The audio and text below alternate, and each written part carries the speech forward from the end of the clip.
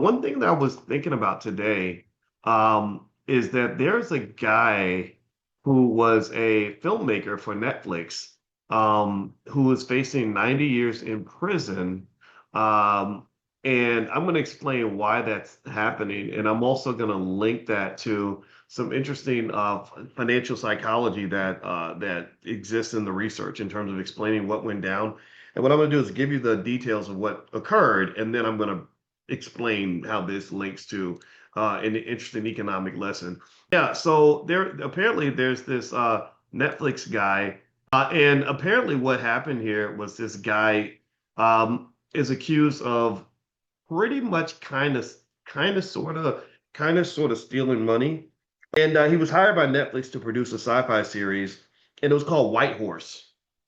In 2020, they gave him an extra $11 million on top of the 44 million they'd already given him. And they alleged that during that time, what he did was that he took the money and instead of putting it into the movie, he put it into his personal brokerage account, which he then invested, or he gambled slash invested it in like risky cryptos and stock options, right? So he said he's going to put it into the movie. He didn't. He put it into his brokerage account.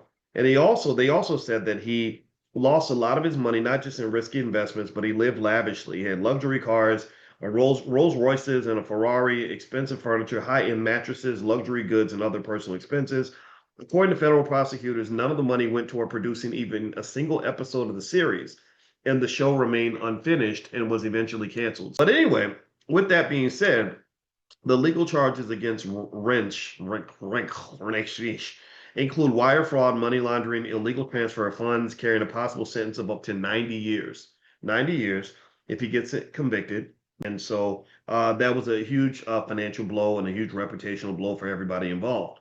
Now, here's what was interesting to me about this situation. But with that said, though, if you want to really look at what's going on here, in terms of him losing all this money and what happened here. There's actually financial theory that explains this and an economic lesson that underlies all of this.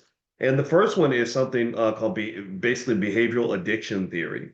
And behavioral addiction theory says that if someone has a gambling addiction, which I wonder if he had this, because what he did was he put a lot of his money into these really these really risky cryptos, apparently, allegedly, and they lost money, and then he would double down, and then he'd make money and lose money, make money and lose money, and just do all these crazy things that caused him to not only use the money for inappropriate purposes, but also he didn't get the job done. He didn't finish the series, and he used the money for reasons he shouldn't have been using it.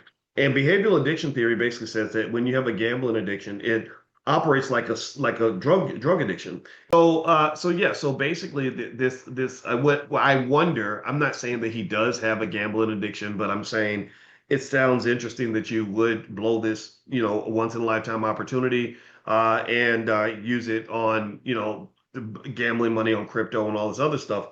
I need you to talk to your sons about this because some of you have sons in their 20s who think they're investing, but really they're gambling. And a lot of times they're being influenced by financial influencers who are encouraging very gambling like behavior, right? They'll put up a Twitter post and say, "Look, y'all, I lost $35,000 today, or I made $80,000 today." And these big wins and big losses and big swings become very addictive and very exciting, but they can also destroy you. And so research shows in behavioral economics that basically things like high risk trading, crypto options, lots of leverage, it activates the same dopamine circuits as gambling. So the same feeling you get when you go in a casino and you bet it on black or you shake the bones and roll the dice, playing craps, that same high that you get from gambling actually comes from various forms of crypto trading or especially situations where you have a lot of leverage. Also, here's the crazy part about these addictions is that losses don't actually discourage the behavior. Like you think that you lose enough money, you get your ass kicked, you're gonna stop doing it, right? Like, no, actually, it can actually intensify your craving to win it back. You know,